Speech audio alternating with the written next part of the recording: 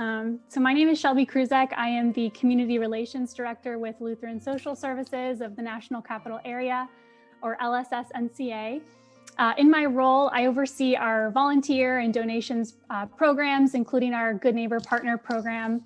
And this program, the GNP program, is always very near and dear to my heart. I am very excited to connect groups and congregations to personally support and welcome newly arriving refugee families with LSS and to really get them acclimated to their new community here in the DMV. So thank you so much for joining us on this call this evening as we learn together. As an overview of tonight's event, what I'll be doing is sharing a bit about the GNP program and how we've adapted since COVID-19. I'll be covering some basics of the program, kind of like why an apartment setup for a refugee family, what does that entail, and some food for thought for some GNP groups maybe that are joining the call today, or for any of you who are interested in becoming a GNP partner with us.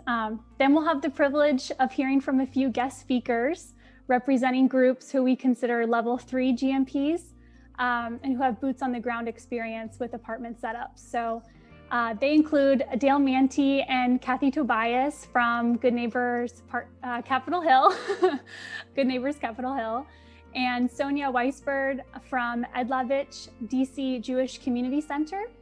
And last but not least, Laura Asuri from Homes Not Borders.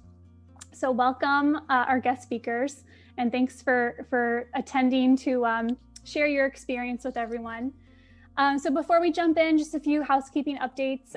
Just like our first info session, this session will be recorded and will be available online in case anyone that can't make it and wants to catch up on what they missed. Please remember to mute yourselves when you're not speaking.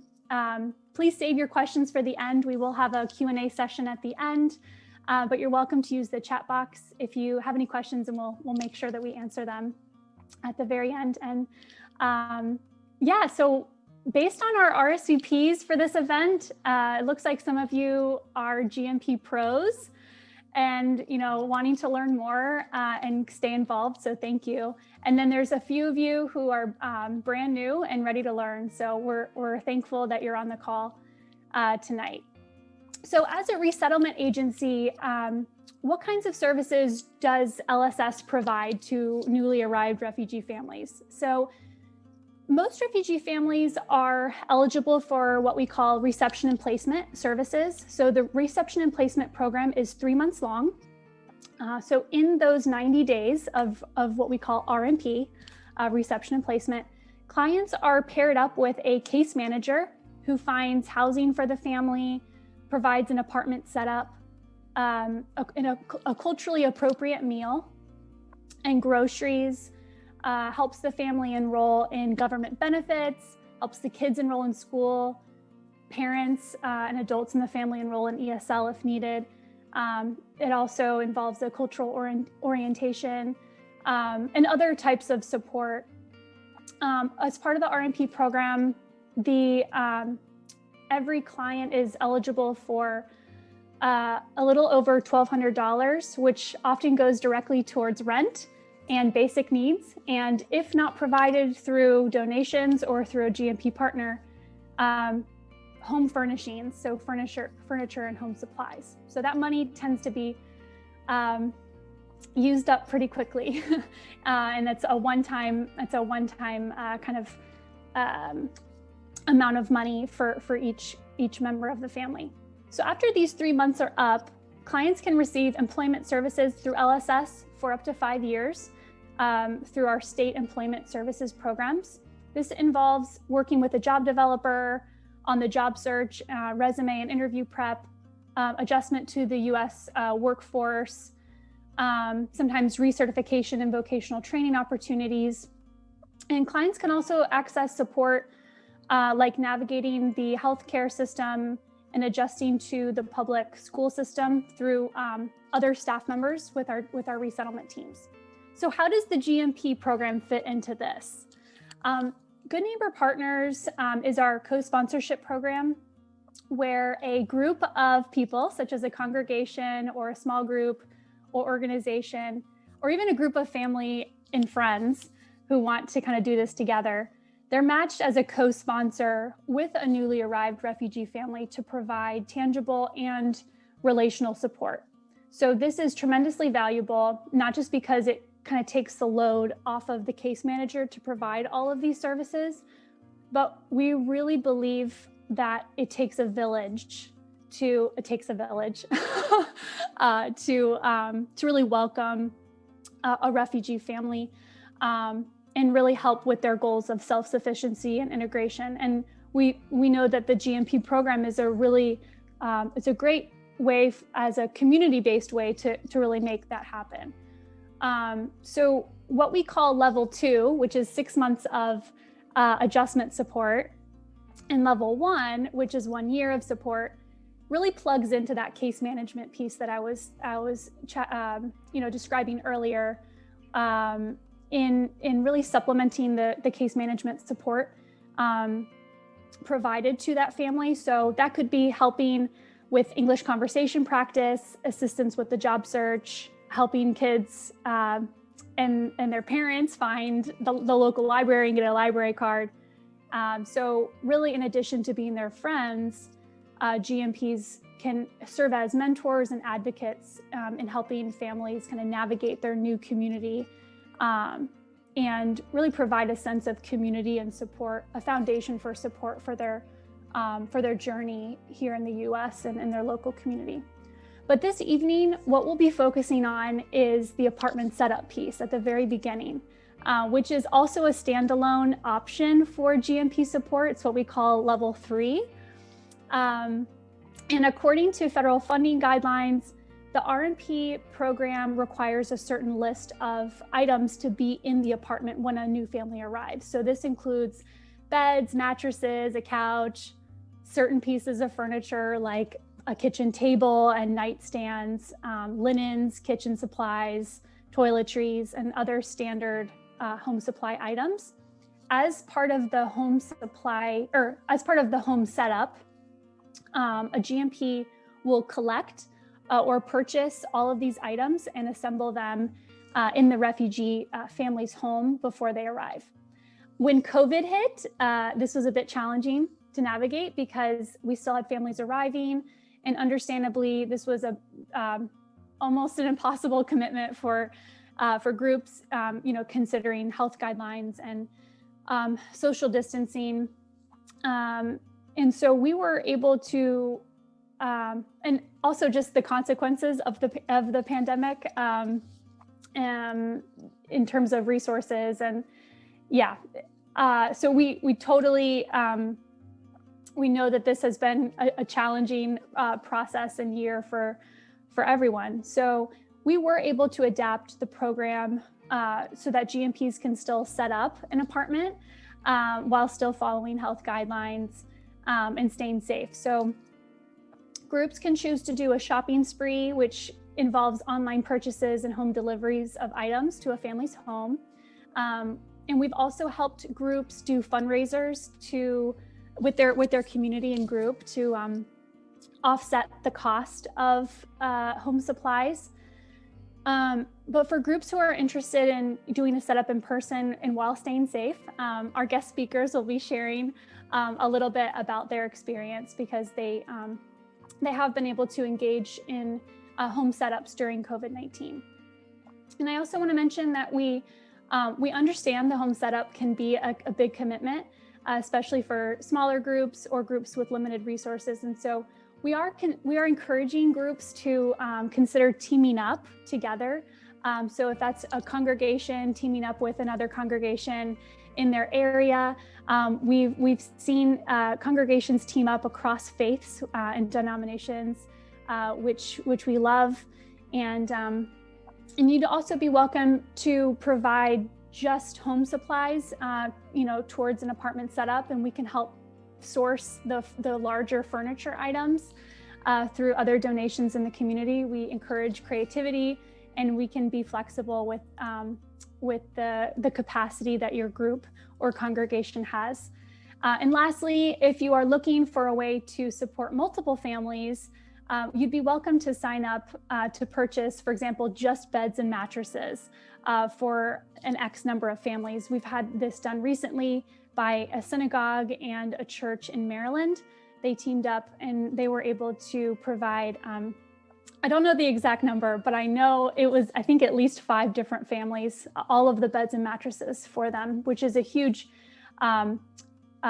just very, very valuable for us, and just such a huge blessing. So we're going to go ahead and transition to our guest speakers now, who can provide more specifics on the apartment setup process. So Dale and Kathy, to kick us off, would you mind sharing a little bit about Good Neighbors Capitol Hill and how you divide responsibilities and supplies for a home setup?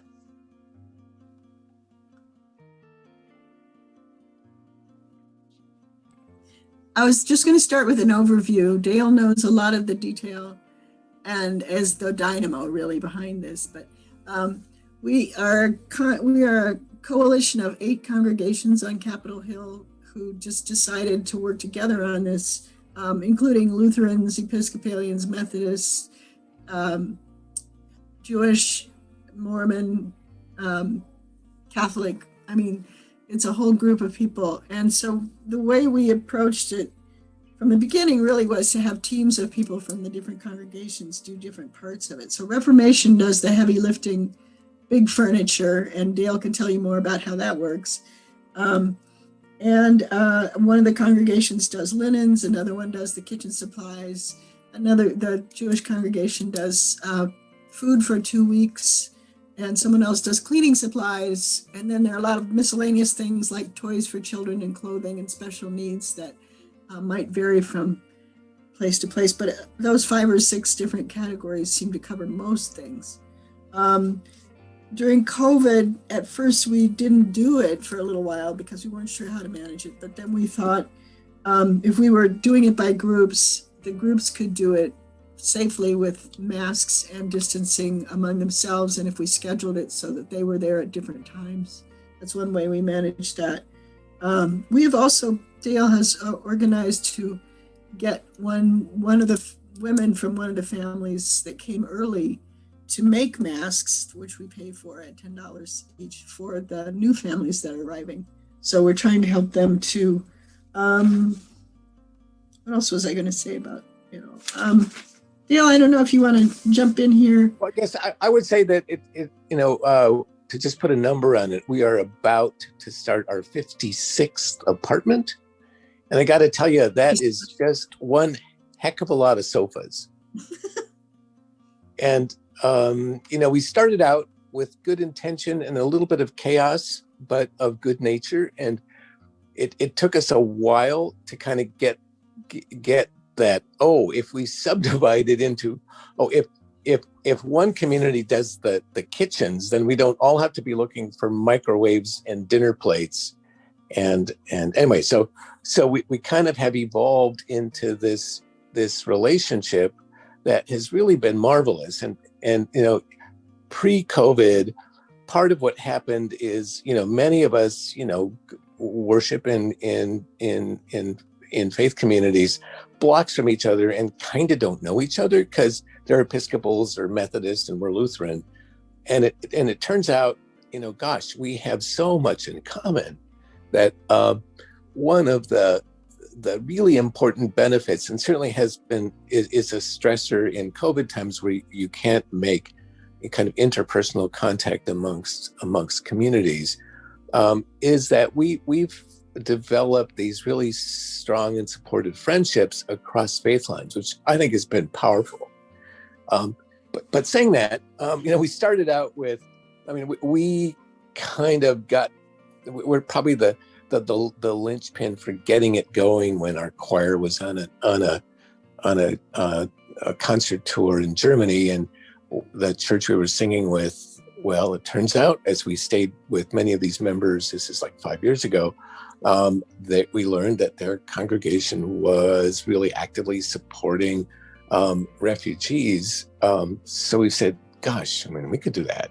So we started and then realized that there were many other faith communities that were also interested. So we quickly pooled our resources and got started. And we're probably clumsy and made a few mistakes. Oh boy, did we make a few mistakes.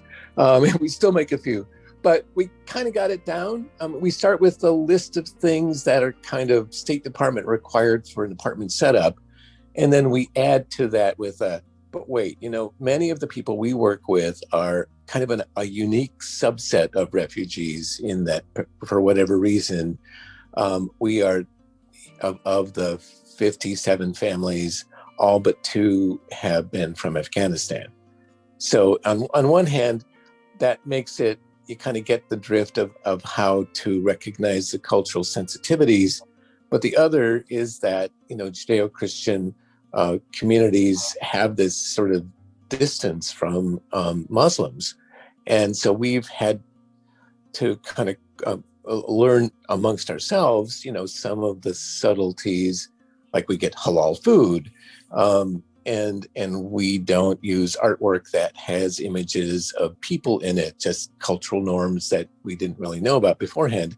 But it turns out those are kind of in the small change department. And the real things are particularly in COVID times, recruiting healthy and strong-backed 20-somethings. And, I don't know how many of you are in the demographics, but in our group of volunteers, we are many, let's call us silverbacks, where, we have a little more time and we're either no longer working or working part-time. And so we have a little more latitude in when we can do our setups. And again, in COVID times, we are very happy to have a week or 10 days to do an apartment setup. And it is not uncommon that we often have 2 days. I've got 48 hours to do the best you can. And boy, oh boy, that one is really a challenge because, as Kathy said earlier, we are very respectful of distances and pods. So we try to schedule different crews coming in and separating by an hour or 2, and we make sure the apartments are open air. We really would much rather have carry up short flight apartments than elevators, just because of the challenge of having to share elevators with other people. So again, this was never an issue pre-COVID, and we are hopeful that within the next 6 months or so, many of these limitations will be behind us. But for now, we are very respectful of the limitations of separating people as we work with the apartment setup. I want to say a couple of pluses about what Dale in particular has done is on Capitol Hill, there are a lot of people either leaving or remodeling, or some people have passed away, leaving a lot of furniture. So it's been amazing how all the congregations have jumped in to help let us know about furniture that's available. And then finding storage space is another issue, but Dale has a big garage and so does Kevin, and the church has a choir room that's not in use at the moment, although that's becoming more of an issue as people get vaccinated.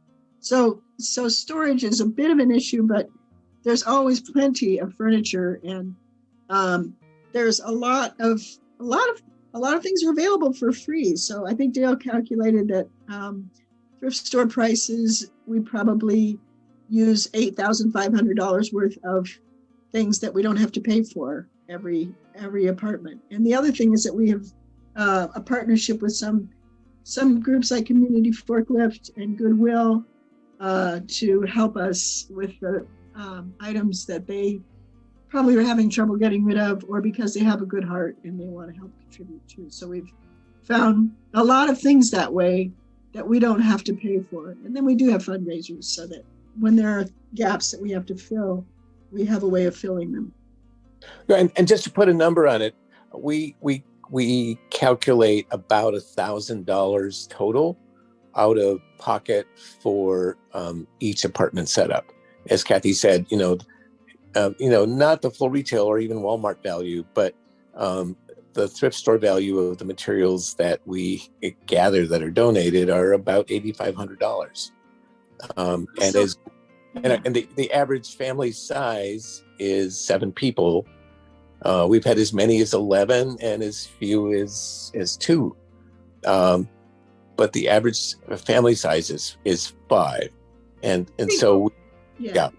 What we've learned about COVID too, one of our members is a doctor, others are public health people, is that the items themselves are not so much the issue for spreading COVID as is, as you all know, airborne spread. So we aren't as worried about making everything gets washed down as we might have been at the beginning. So that hasn't been so much of an issue, but we are trying to be careful about masks and distancing. Yeah. And we've also had the good fortune at our church, we were able to access a 23-year-old 12-passenger van that our kids used to get hauled off to camp in. And we got to use it. I mean, all the seats were out, and it was kind of a covered pickup truck. And it was, I guess we sort of jokingly called the Dodge Ram a little dodgy. And it did what it needed to. It almost never broke down. But it was a piece of work driving through the communities. And one of the things that we sort of chuckle at is we're not above curb harvesting. So as we know, when big trash happens, we go around and kind of look for good stuff, and we'll like do a U-turn and go pick up those couple of chairs and table lamps that were put on the curb. And we've got a network of people who like send us notes of, so my neighbor's moving and has a bunch of stuff, so maybe you want to come check it out. So we are quite resourceful at sourcing material. That's great. Thank you both so much for sharing. I think that really speaks to some themes that might kind of come up tonight around like storage and partnerships with thrift stores and other places in the community, as well as transporting items. So yeah, and furniture. So anyway, really appreciate that. I have to ask you, so what, if you had to give a piece of advice to any congregations or groups who are kind of interested in getting started, what would that advice be? Cultivate partners. It's my book. Well, and also as part of faith communities, one of the bits of surprise has been, let's call it the secondary mission that comes from the communities of caring. Katie, why don't you take it from here? Dale's getting emotional.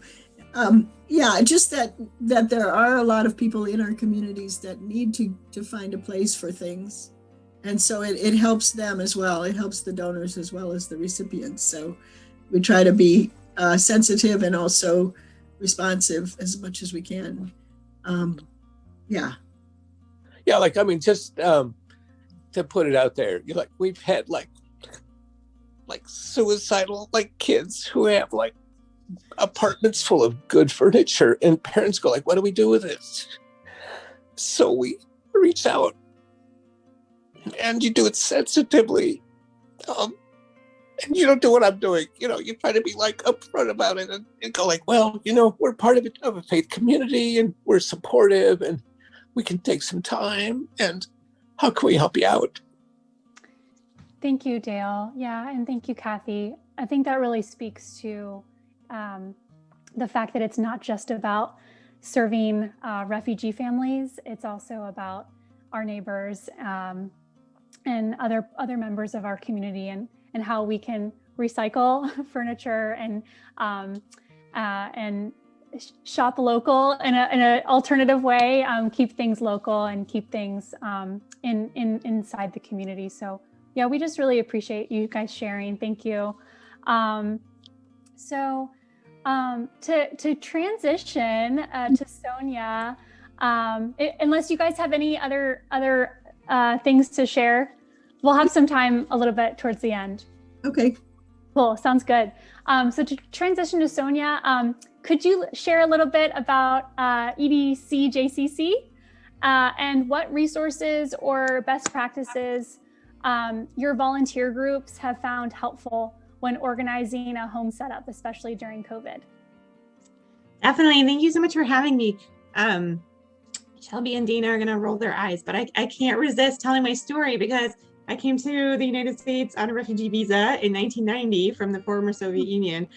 And we moved to Indianapolis and we walked into a fully furnished apartment with some amazing 80s furniture that was, of course, loved by someone else before us, and with a full fridge with Neapolitan ice cream, which I will never forget, and a pot of soup on the stove, which my mom still cries over, even though it was 30 years ago. So it's completely amazing for me to do this now for other folks who are coming on a refugee visa. It helps so much, like even just emotionally and psychologically when you walk into a home that someone took so much care to set up for you. Even if we were not receiving any other services, and of course we received, and these families are receiving many other social services, but even, had that not happened, I think it would have really set us up for success. So I really would not underestimate any efforts you make in setting up someone's home before they arrive. So my full-time job is to create volunteer opportunities for the community through the DC Jewish Community Center. And we're a Jewish institution, but everyone is welcome to volunteer, and probably about 40 to maybe 50% of our volunteers actually do not identify as Jewish. So if anyone wants to come volunteer with us, or just, partner up with us, definitely everybody's always welcome. But so I do have a slight advantage, which is that it is my professional job to create volunteer opportunities. So I can put professional staff time towards this during the day. However, what I can't do is put any dollars towards this. So we've found other creative ways to get around all of this. So I just wanted to mention a few things. One, is that people are very generous. People really want to help. This community is very progressive. People in this area are very sensitive to the refugee and asylum seeker issue, and you just have to ask. Facebook is an amazing black hole of stuff that people want to get rid of. And I encourage you to get your community members out there typing away on mostly groups are wonderful. So first of all, there's Facebook Marketplace, right? Which is also, just be careful because you then end up buying half of Facebook Marketplace for your own house. But people sell things for, significantly discounted prices. But we have also found every now and then when there's something we really want and we mention, hey, this is for a refugee family, someone's like, oh, totally, take it for free. But use Facebook groups, like neighborhood groups. Like I'm part of a bunch of different neighborhood groups here in Silver Spring. People just want to give me, and I actually have to be careful because my staff time is still limited, even though, because we do a lot of different types of volunteering. So you can spend a lot of time getting things off of Facebook, but people are very generous. You just have to ask. So that's one thing I wanted to say.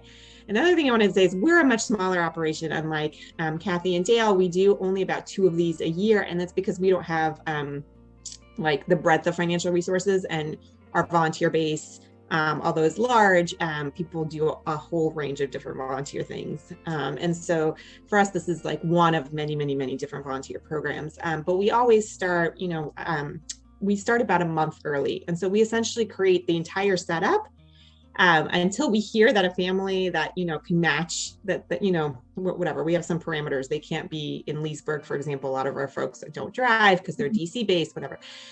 So I'll let Shelby know, we're ready for a setup, somewhere around May, June, July, or May, June, let's say. So then as soon as I tell Shelby that, I get our volunteer, our refugee resettlement team, it's just volunteers, organized. We do everything through Google Docs. So that's another thing I wanted to say. Google Docs are amazing for this. I'm happy to share our Google Doc here. I actually can share my screen. I don't know if that's so interesting, but this is, so just to give you an idea, we also are pretty expansive in our items. So don't let this scare you. Like we just source a lot of items. I also don't want to share this for too long because I'm realizing our volunteer information is still in here. So everything is down here. Move-in availability, what questions we may have, what we need to do on move-in day.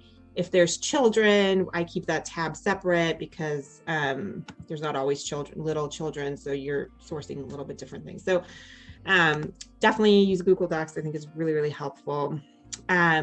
We pull off these things with paying for two things only. One, for my staff time, and so like it doesn't come out obviously as a, so like the JCC pays me as a staff person, and then we do pay for a moving truck. That is the only money that the JCC has to put up is for, we do rent a U-Haul on move-in day. And so it is extremely possible to do this without like having to necessarily fundraise or to find money elsewhere in your budget.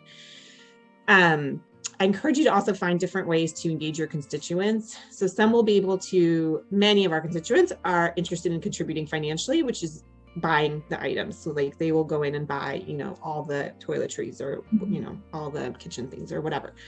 But others will not be able to do that. And there's still a host of ways to use them. One is definitely as labor.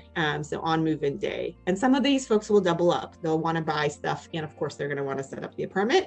But you'll be surprised how many folks just want to buy things and don't necessarily want to come in and do the setup, even not during non-COVID times. So that's another thing, is just like be creative about, have people, some of your constituents can be like, we even used to divide people into categories. We don't anymore, but the seekers, like it's a lot of time to find stuff on Facebook and to find used furniture and whatever. So if folks have time but not resources, use them that way.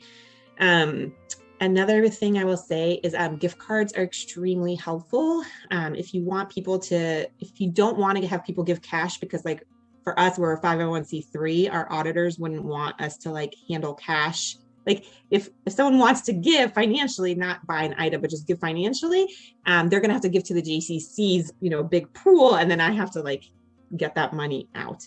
But right, if you just want someone to be able to financially directly provide for the setup, have them buy gift cards, because what's going to happen is on the day of the setup, you're going to be sitting there and you're going to realize you're missing like 14 different tiny things that you really, really need for this house, like hooks or extension cords, or I don't know. So we've been doing this for so long and somehow there's still always little things missing. So I have gift cards ready to hand to our setup volunteers, and I send them on Target trips. It's a great way, first of all, to clear some people out of the apartment, because sometimes it gets just too many cooks in the kitchen. And second of all, you're not asking any volunteers on the spot to spend money. You have gift cards. Same with the groceries. Like sometimes I can find someone who wants to just purchase all the groceries and bring them, and sometimes I can't. So I have folks donate grocery gift cards in advance, and then I send a different volunteer on the day of the setup to go find groceries. And then just two more things. One is, during COVID, we did two during COVID. We did one that was like, we just purchased things and sent them directly to the apartment. Again, don't underestimate the power of that. Everything costs money. Folks come, they don't, and also like folks aren't going to buy themselves the nicer version of XYZ, the nicer towels, and your volunteers are most likely. So, even if, families come and they're able to get their basic needs, you can elevate that a little bit by providing those things. And then we did another one fully in person during COVID. And my best advice is just to set up shifts. So to have people come in shifts and leave. And everything Kathy and Dale has said about keeping windows open, being double masked. This is true for all of our in-person volunteering, which we have been continuing to do a little bit. And you want to, we have a health pledge questionnaire thing we have people fill out. So just some precautions. The last thing I just wanted to say is, we like to put finishing touches in. We bring house plants. We set up a fruit bowl. We have someone who likes to make, hand make placemats. That's wonderful and lovely for her that she has time to do that. So I use it. And it just makes such a difference. And we're just so, and I will say one last thing is the very first 2 times we did it, we actually left a note, like we wrote a card for the family. But in Judaism, there's a teaching about how to do, how to give back, how to do charity work. And a really famous rabbi in Judaism said that the best way to do it is anonymously. It's when neither the donor nor the recipient knows who the other person is, because that magnifies the dignity of the recipient the most. And so after that first time, I was like, I need to listen to our great rabbi and teacher from 1,000 years ago. And so we actually don't do anything like that anymore, just to honor that. But you can always, sometimes we have kids draw pictures and cards and stuff also. So I think I took up more of the time that I was supposed to, but that's all for me. Great. Yeah, thank you so much, Sonia. I think it's very clear how thoughtful you've been in all of these tips and just suggestions and based on your experiences. So thank you so much for sharing, and also for sharing your screen. I will say though, thank you for not just sharing it with us now, but also kind of saying that it could be a resource shared as a material for other GNP groups. So just a kind of heads up that we are putting together materials, writing a lot of these best practices down for GNP groups going forward as part of our onboarding and training process. So Sonia, that spreadsheet will definitely be in there. So we really, really appreciate it. And I really like your kind of last thoughts around making the apartment special, adding house plants and adding special touches. I think that can go a really long way in making the home feel welcoming. So yeah, thank you so much. Noticed how you remembered the Neapolitan ice cream. It's so true. That's great.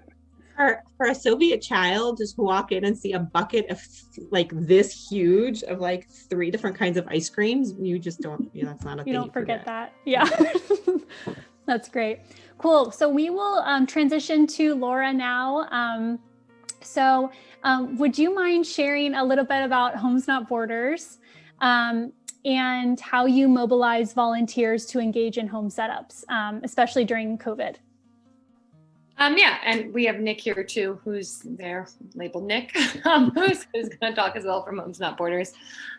Just a quick, whatever minute overview of Homes Not Borders. We started out as a mission of our church, National Community Church, just helping in a refugee ministry, and I kind of led a team that was helping the resettlement agencies, LSS, and then ECDC and IRC.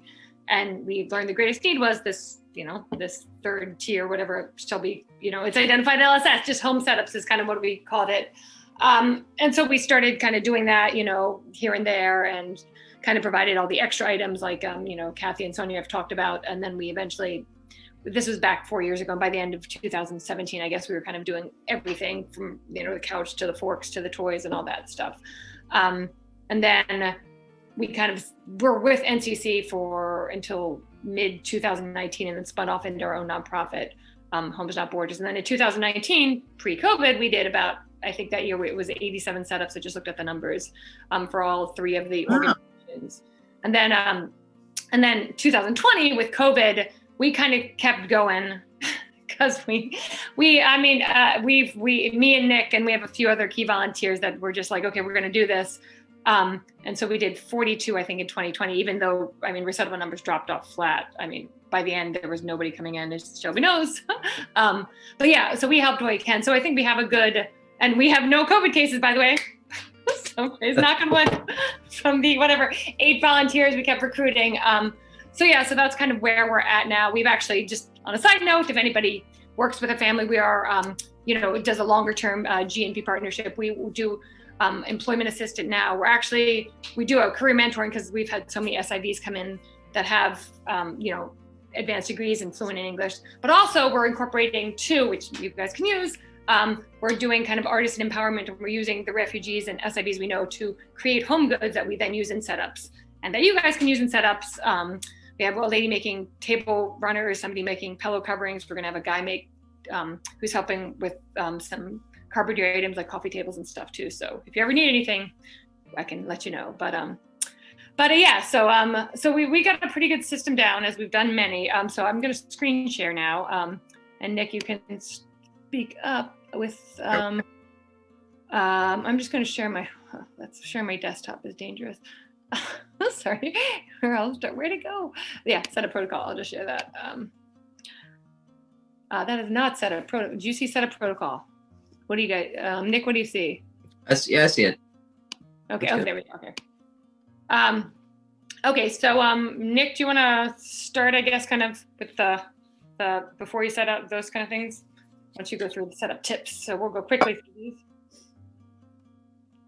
So, yeah, I'm here. So basically, the most, I mean, so we focus on a lot of the details that all of you focused on as well. And so basically the biggest challenge that we have is finding the furniture and making sure that we have all the, and I can relate to the couches situation from Doug for sure. Absolutely. That's a lot of couches. But basically acquiring all the furniture ahead of time, making sure that we have all the larger furniture in place. And what we've done over the last, what we started to do over the last year or so is kind of split it up. So we have different groups delivering furniture pre-set up, and then we have a different crew setting up the apartment. And sometimes it overlaps with volunteers that want to do both. But for the most part, that's how we do it. To I don't know, let's see, to make it easier, we basically assign different groups, much like all of you do, to different areas of the apartment to basically give them a responsibility in those apartments. And everybody's kind of has system down pretty good by now, because everybody has their own strengths and weaknesses that they like to kind of excel in when they do a setup, and they all enjoy doing different things. And so you kind of have to work with that as well. And so we have different groups assembling beds and moving in items, and people that do the kitchen and the dishwashing and the hanging of the pictures and all of that.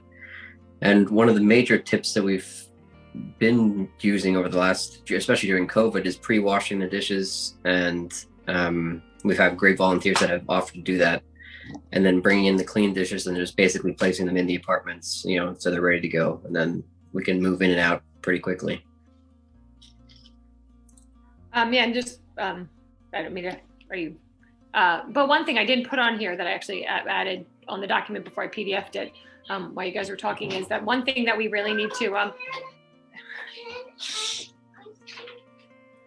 sorry, have Isaac get in, sorry. This is, welcome to Zoom land. There's my daughter asking for ice cream. But one thing that we really, because we have, I mean, as the biggest problem, donations, at least for us, we have to refuse donations now, honestly, Nick, right? I mean, because so many people are clearing out their houses and getting, and redoing stuff. We've the same problem as most of you have with storage. Storage is always an issue, and we've had constantly rotating storage points at this point, and a lot of garages that are full as well, including Laura's and Hannah's as well. And so we're at that same point now where we're trying to look for a storage that'll suit our volume that we have. Just because we need to have a larger place to be able to store multiple couches to be able to run those things out quicker. Yeah, but one thing I was going to say is one thing where our items is not the issue. It's but if you do need items, I mean, like Sonia said, we use Nextdoor a lot. We used Craigslist when we needed stuff. We always seem to get something for free or very, very cheap, especially as was mentioned, if you say what it's used for, people are really, and we've actually gotten several volunteers from Craigslist, like people that have donated furniture, they're like, oh, we want to help out. So it's really great. But when we're short of volunteers, we actually got a grant from TaskRabbit. I don't know if anybody have used TaskRabbit for their home, assembling IKEA furniture or, hanging shelves in their house. But we've really used TaskRabbit to the max. And we fortunately got a grant where we got all these TaskRabbit credits we could use for free, which was great. Not for free, they paid for it, we got, but we know, can't reach out to us or just use them. You can tell a lot by the profiles. There's a lot of refugees and asylum seekers on TaskRabbit, so we really been trying to use them. when we need them. I mean, their cost, it's $50 an hour. I mean, it's not that much, and it's totally worth it because these are all like, really fit people. They're ready to move heavy items, and if you don't quite have enough, people ready to move those heavy items on your staff or on your volunteer team, you can definitely use them. It's a good resource. Yeah, it's a great way to supplement or to kind of split up the the amount that the volunteers have to do, which is key. Yeah, and then we list here COVID protocol. I mean, I can show this with Shelby, but yeah, same thing. One thing is working on shifts and then just having like a team unload, a team set up, the people that aren't comfortable to go inside. And then we also will share this, but things to remember to bring. We've done this enough that we know that wood polish is key. Like you always get, stud finder, you wouldn't think, but to hang the pictures, the heavy shelves, you always need that.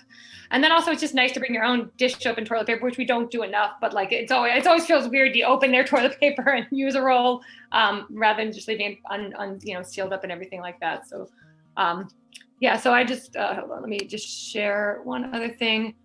So yes, I'm just going to share this with you all here so you can see some of our, just to do a little bragging on our part. Where'd it go? Do you see it, Nick? There is it. Do you see the slides? Yeah, so this is just some spread that we did of some of our setups we've done. This is a lot of bedrooms and living rooms and stuff. So, as Sonia said, a lot of finishing touches. Pictures are always great. Throw pillows, flowers, toys, all those kind of things. Really, we have we have a same kind of Google Doc that Sonia has where people sign up. Not quite as involved, in fact. We just have item, name, and that's pretty much it. And always have a list for extra items too. Like, goodness, you don't want to end up with like 3, I don't know, irons are a standard one. What do we have, Nick? Like 3 food processors or something like that have come in. Like, always make sure there's a list for just random items so people list them, so you don't end up with 3 food processors at the end of the day. So so that's kind of our tips. We can share the list with Shelby, and anything else to add, Nick? No, that pretty much covers it. I think that's that covers it. Thank you both so much. That was super helpful. I love the pictures too.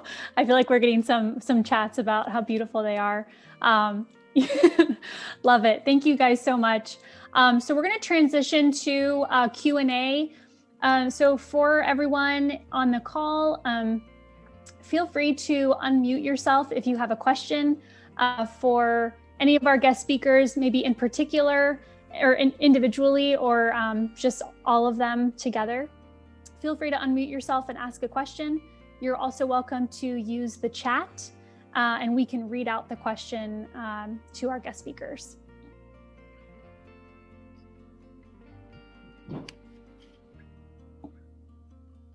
And don't be shy. This is your chance. I actually had a question for the gentleman that was with us last week or week before last, and he had all the statistics on how many refugees. Is there a chance that I could get some of those statistics? Absolutely. That's probably Mamadou C. Right.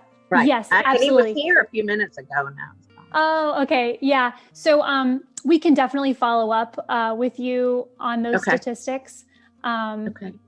Do you have another set of this for helping people find a job, and what happens after you get them in a nice warm bed and fed? What's like step 4? Yeah, absolutely. So if you do sign up to be a level 1 or 2 partner, which is kind of supporting a family beyond the apartment setup, we do provide a lot of guidance for those groups. Okay. So yeah, like what does it look like to support a client in walking through the employment or like the job search process? So yeah, we provide a lot of materials around the employment piece. Okay. All these people have put together these beautiful apartments. I think I want to move. Yeah, thank you, Ellen. We'll follow up with you afterwards. I think that's those are great questions. Does anyone else have any questions for our guest speakers? There's one in the chat, Shelby.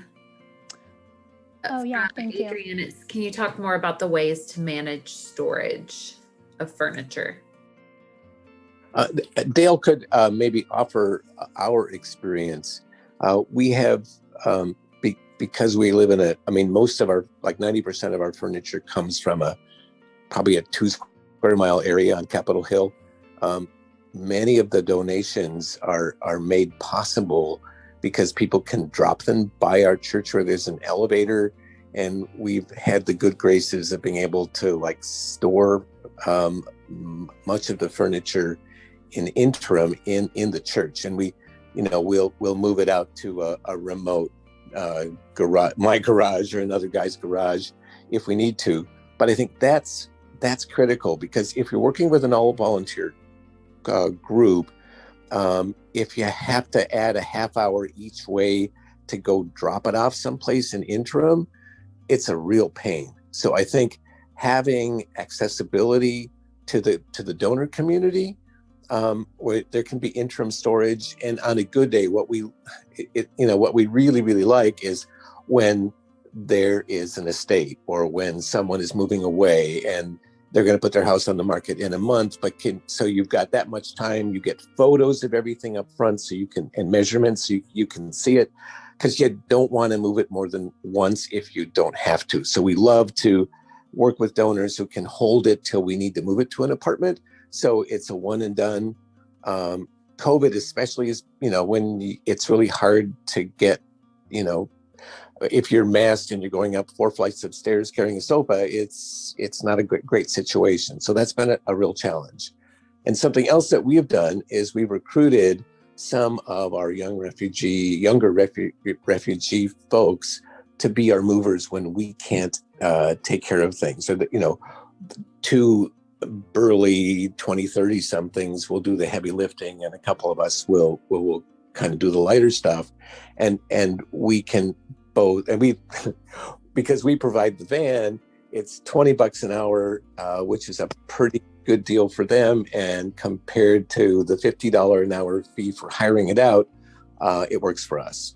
And another thing that we have found when we started, we had a church that was renting 2 storage units near National Stadium at $250 a month. So it's like $500 a month for, kind of half a garage of a 1-car garage. And you go like, wow, that's really, we don't spend that much money on an apartment in a month on a good day.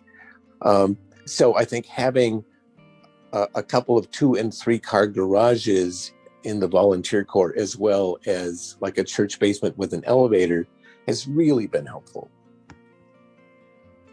Can I also add, especially for folks who are like jumping in, but a little bit concerned about some of these logistics, for what it's worth, at least the apartments we've done, which we really tend to only do them in like certain subdivisions with just, I don't know, I guess maybe based on where folks are coming and when, but they're very, very small. Like you are furnishing a very small apartment. Even if it's multiple rooms, they're very, very small. So you're talking 1 sofa max, like like a coffee table is nice, but like if you really think about the number of larger pieces of furniture, it's really just the sofa, the kitchen table, which sometimes it's even better if it folds in or out because it saves space, and then the dressers. So you're really like at the end of the day, in case that helps, you're looking at not very many pieces of larger furniture. And one of the fun things we get to do is, I guess maybe this is true for many of the other groups as well, but we have an eclectic bunch of donors. And so we tend to cluster the furniture into kind of Martha Stewart cohorts. So it's kind of early on, it was like, okay, so you use a Chippendale sofa and, like a 90s kind of orange plush, kind of chair set. And so trying to have it not look like just 100% cast off, we've had a couple of design mavens really help us out, where we will, like we just did our, we've just done our mid-century modern apartment with, some really amazing contemporary furniture. And particularly for the client base that we are serving, they tend to be middle-class, upper middle-class people, and they're a little sensitive to what things look like. And so we're happy to have the choice of like picking some decorating themes and some colors that kind of go together. And every once in a while, gamish happens, but it's sort of fun to be able to kind of play with how the place looks. And Sonia, to your point, I mean, our whole goal is to make the welcoming feel real. And one thing I would add to that, I mean, one thing what we kind of have, and I think it's on our website, is like we kind of go into the theme of like donate with dignity. Like we are not afraid to turn down something if it is like from 1970s and not like in a good mid, kind of retro kind of way, or, is kind of scratched or dirty, or, like if you would not give this to your whatever friend, just because it's just not your taste anymore. But just think about that when you're donating, when you're accepting donations. I mean, do not be afraid to turn people down, because this is going to be somebody's home, and you want to be respectful of them as well, and want it to look good, and want it to be nice. So one of the comments, maybe we're not quite as aggressive as you might be at saying no thank you, because often we get estates and it's like, okay, you can have it all. Don't you want grandma's rocker? And you look at it and you kind of want to do an eye roll, but you take it, and you take it directly to Community Forklift, where their vintage furniture place will like it. And so we kind of separate the wheat from the chaff and give it to another organization that will be better able to use it. So we find it a little, in our case anyway, a little harder to be quite so picky.